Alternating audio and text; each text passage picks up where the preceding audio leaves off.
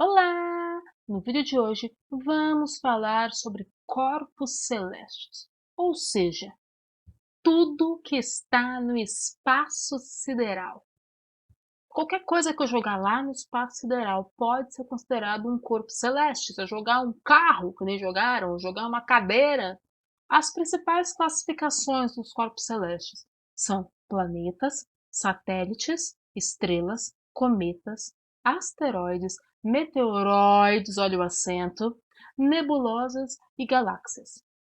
Essas são as classificações básicas, tá? Tem outros tipos de classificação, sim, mas todo corpo celeste ele sempre vai tentar entrar em uma dessas categorias.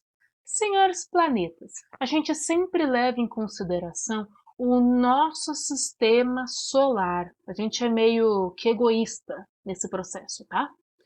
Todo planeta do nosso sistema solar a gente vai chamar ou de rochoso ou de gasoso. Qualquer outro planeta fora do nosso sistema solar, nós vamos usar um prefixo, nós vamos ter que usar essa palavra aqui, ó. É um exoplaneta. Rochoso, exoplaneta gasoso ou exoplaneta anão, que é a nova categoria, né? Tem mais uma subcategoria aí, porque nessa imagem aqui, cadê meu amigo Plutão? Plutão agora voltou a ser planeta, meu amado Plutão. Exoplaneta é tudo que está fora do nosso sistema solar. A gente é bem egoísta. Qual é a principal característica do rochoso? Primeira característica, eles são pequenos, tá? Não têm grandes tamanhos e eles têm mais rochas e minerais do que gases. Então eu vou encontrar rochas, vou encontrar metais em altas quantidades e eu vou encontrar gases em pequenas quantidades. Os gasosos é diferente, eles são grandes, eles vão ter rochas, vão ter metais em pequenas quantidades e eles vão ter grande quantidade de gases atmosféricos. Ou seja, provavelmente esses caras têm uma alta taxa de gravidade. A força de gravidade aqui é muito maior comparada aos planetas rochosos. Primeiro planeta, Mercúrio. Ele não é o mais quente, ele quase não tem atmosfera. Vênus é o segundo planeta, que é irmão gêmeo da Terra, muito parecido. É o mais quente de todos. A Terra, terceiro planetinha, lindo, maravilhoso. Marte.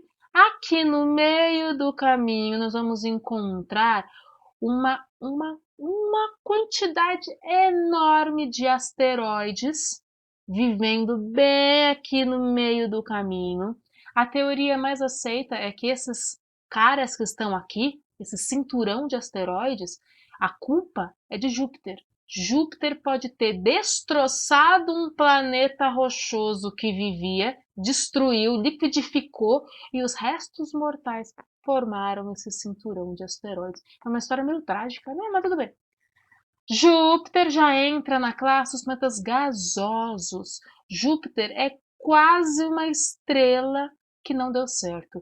Antigamente até achavam que Júpiter era o que a gente chama de estrela castanha. Nós vamos falar sobre isso.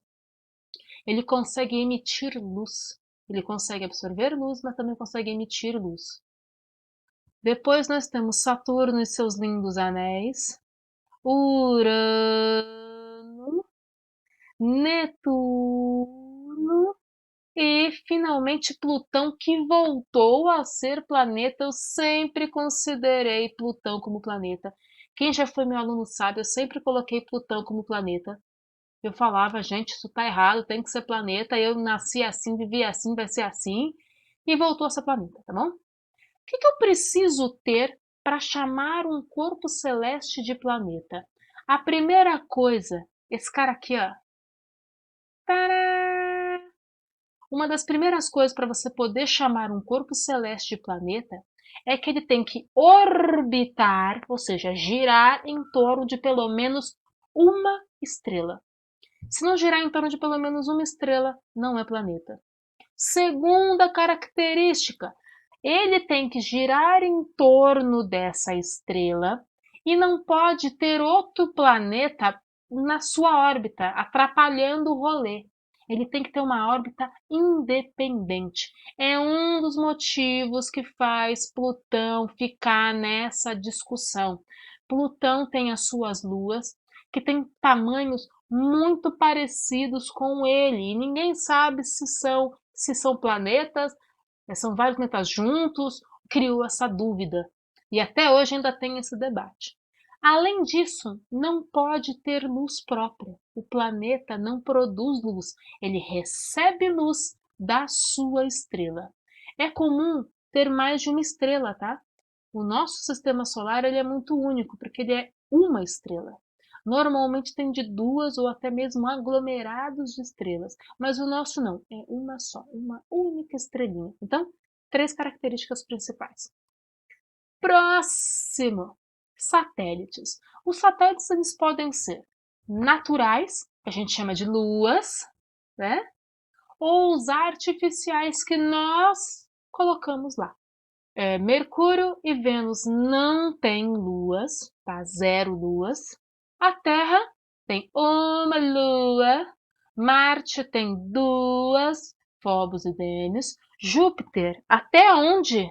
Até 2020, 79. Muda esse número, tá? De vez em quando. Saturno tem 82. Urano tem 27 luas. Netuno tem 14, tinha 13 até alguns anos atrás, e Plutão tem 5. Se Plutão for considerado um planeta, ele vai ter 5 luas. Se não, Plutão e mais as 5 luas são planetas anões. Essa é a discussão do rolê. Vai saber o que vai acontecer, né? o que eu preciso para ser um satélite? Eu preciso girar em torno de um planeta e eu posso ser o que eu quiser. Não importa.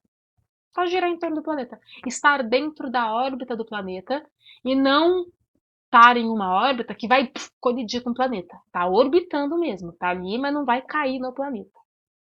Normalmente, planetas, eles têm uma característica de serem arredondados, né? O planeta ele é redondo. Só que não é perfeitamente redondo, né? A Terra ela não tem essa característica bem redonda, ela parece uma batata. A gente chama de geóide, né? Que é a forma do planeta. A grande maioria eles têm, né? Até mesmo das gasosos também não são todo bem redondinho, né? Eles podem ser um pouquinho deformados, tá? As luas também, a grande maioria é arredondada, mas não precisa ser arredondada. Pode ser um saco de batata, não tem problema. Aqui ninguém está olhando beleza. E estrelas. As estrelas elas sempre nascem, isso aqui é o começo, tempo zero da estrela, em nebulosas. As nebulosas são os berçários das estrelas. São nuvens de gases de alta temperatura que tem esse cara dentro delas, hidrogênio, que é o combustível do Sol, combustível das estrelas. Dentro dessas nebulosas, dessas nuvens de gases de alta pressão, muito quentes, girando em alta velocidade, é lá que vai nascer as estrelas. Normalmente, elas podem nascer em 2 categorias básicas, as pequenas ou as grandes. Isso vai depender da composição e da quantidade da temperatura dessa nebulosa. As pequenas vão formar as estrelas vermelhas. As estrelas vermelhas, elas são estrelas frias, mas têm um alto tempo de vida. Elas vivem muito tempo. Ou as gigantes vermelhas, que a única diferença é o tamanho delas. Essas pequenas vermelhas podem, no final da vida, quando que acaba uma estrela? Quando acaba o seu combustível, quando o hidrogênio acaba. Elas podem explodir em nebulosas de novo e formar a segunda categoria de estrelas, que são as estrelas brancas. Essas estrelas brancas, elas são extremamente quentes. Consequentemente, o tempo delas é menor, ou seja, vivem menos. Ou essas estrelas grandes vermelhas podem explodir, que a gente chama de supernovas, e essa explosão que acontece pode dar origem a buracos negros ou estrelas de nêutrons, que são estrelas que não deram certo. Deu algum chabum na hora e não deu certo para formar uma estrela nova. O ciclo de vida de uma estrela é altamente complexo, porque ainda tem outras variações, tá? Que são as gigantes azuis, que, de novo, elas são muito quentes. Lembra, azul é a cor mais quente. Só que o tempo delas é menor, elas têm uma vida muito curta. As anãs amarelas, que é o nosso Sol, que é o meio do caminho. Elas não são nem azul nem branca, que são muito quentes, e nem vermelhas, que são mais frias, né? Que tem um tempo de vida maior. Aqui é tudo mais ou menos. Não é nem tão quente, nem tão frio. Nem vive muito, nem vive pouco. É um meio do caminho. São as amarelas. O nosso Sol é essa categoria. E ainda existem as estrelas que não deram muito certo, que são as anãs castanhas, que são estrelas que elas não são nem tão quentes nem tão frias, e elas não emitem muita luz. Elas são meio apagadinhas, assim, meio que uma luz meio morrendo, assim, não deu muito certo, essa luz está meio fraca. O que eu preciso ter para poder chamar um corpo celeste de estrela? Primeira coisa, estrelas, elas têm luz própria. Bem básico. São redondas, são gasosas, têm que ser feitas de gás. Qual gás, professora? Hidrogênio. Elas podem viver sozinhas ou elas podem viver em conjuntos, em aglomerados de estrelas. Necessariamente tem que ter planetas? Não, não necessariamente. Para ser um planeta precisa de uma estrela. Agora, uma estrela não precisa de planetas para viver, tá? As estrelas elas vivem a sua vida independente uma da outra, cada um com o seu tempo, cada um com a sua vida. Uma não se mete com a outra, nenhuma vai ficar batendo uma na outra. Lembrando que estrelas elas têm movimento de rotação, elas giram em torno delas mesmas e elas não ficam paradas no espaço, elas se movimentam no espaço.